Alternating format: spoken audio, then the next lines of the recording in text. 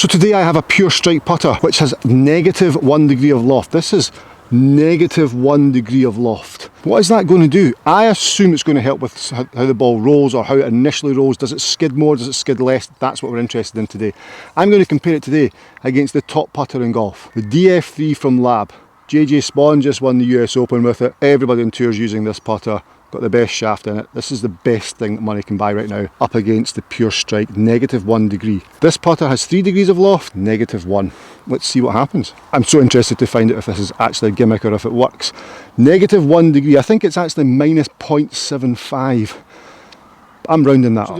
There's dew on the greens this morning, but I've cleared an area just here, 12 feet from that tee to the target.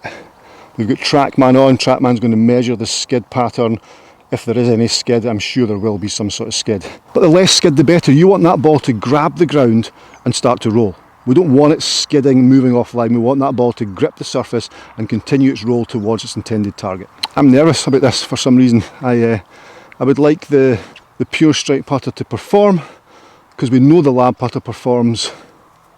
Let's see what happens. So to me the putter looks pretty good. I quite like it. I like the centre shafted idea. I like the alignment line, how it's very simple, and of course that centre shaftedness is going to reduce the amount of head twisting, if you like, or inertia through impact. That's clever. It's been done before by many golfers, and it's really becoming a thing again, that centre shafted approach to the game. But the alignment aid is pure, very pure. For me, that centre shaft it's very much, there's less chance of hitting toe or heel, because you're trying to return the bottom of that shaft back to the golf ball, which makes complete sense. I also feel as though that is an alignment aid for me. As long as the centre, that shaft, is behind the golf ball, once I've got my ball in line with my intended target, my white line goes on, and therefore the top of that shaft, the very top of that shaft, is in line with the middle of the golf ball. So right there is in line with the back middle of the golf ball, which then marries up with my line. And then it's very hard for the face to twist from there. I mean, very hard for that face to twist. As I stand face on here, you're never going to be able to see, ever, that is -1 degree.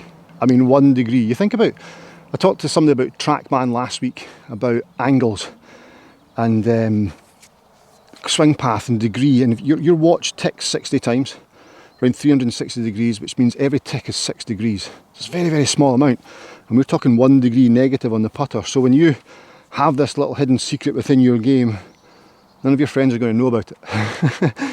As I stand there addressing towards that camera the best I can there, you will never see that's negative. You'll never see, it doesn't look like the shaft's leaning forward. That's been a neutral putting position right there. And you would never know, you would never ever know that that has got 1 degrees or 4 degrees less than your standard putter. You would never ever know that. So yes, we want to hear about the putter. Of course we want to hear about all the features of the putter, but it's this negative loft. We want to find out if that works. Is that a gimmick? Does it work? And especially against the world's top putter, arguably the world's top putter. I will get shot for that probably. Okay, first putt, LAB putter, 12 feet, 3 degrees of loft.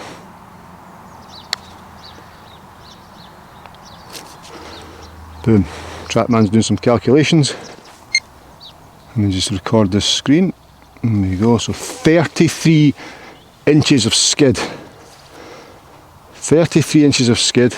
Same again, 3 degrees of loft. 12 feet putt, I've probably hit that a little bit firmer. TrackMan again doing calculations, so 33 inches of skid. 39 inches of skid. I did hit that a little bit firmer.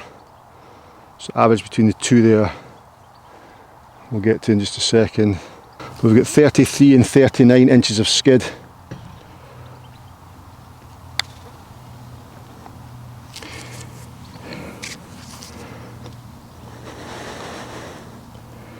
That was just a dreadful putt. 27 inches of skid. Let's do one more. A much better weight of putt there, which is good. So I'm just going to do a little bit calculations here.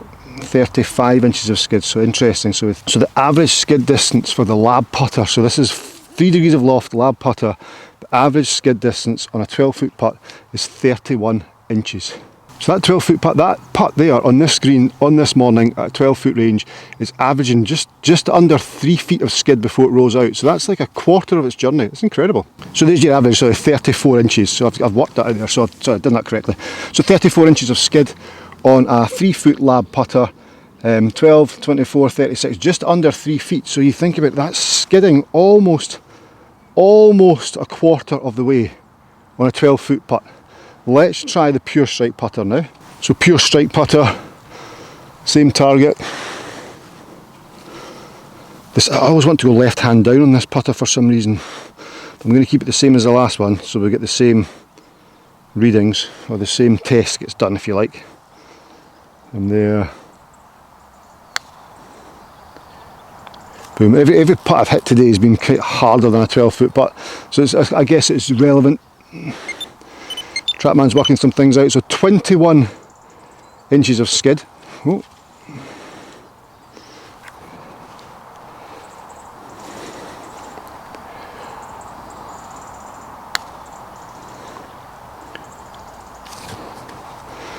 Second ball. Trackman's just doing some maths. 16 inches of skid.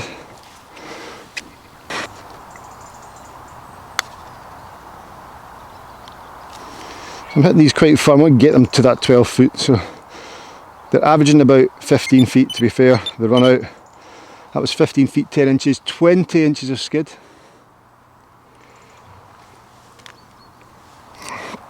It's definitely more consistent than the lab putter, isn't it?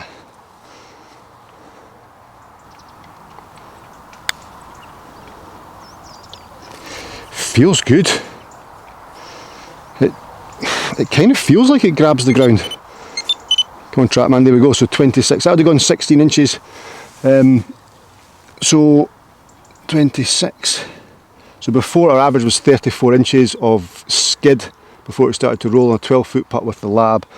Now we are, with the pure strike, 21 inches of skid. So we've knocked off a foot. It skids a foot less before it starts to roll on a 12-foot putt. So there we go. After all that, the pure strike putter up against the lab putter, arguably the best in the world. Which one wins? The pure strike putter wins. The pure strike putter does win on this occasion, on this test, on a skid test.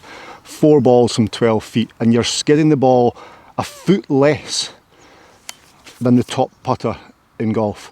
Now, it is one test. It is. There is other components, other pieces to the lab putter. The lab putter is unbelievable.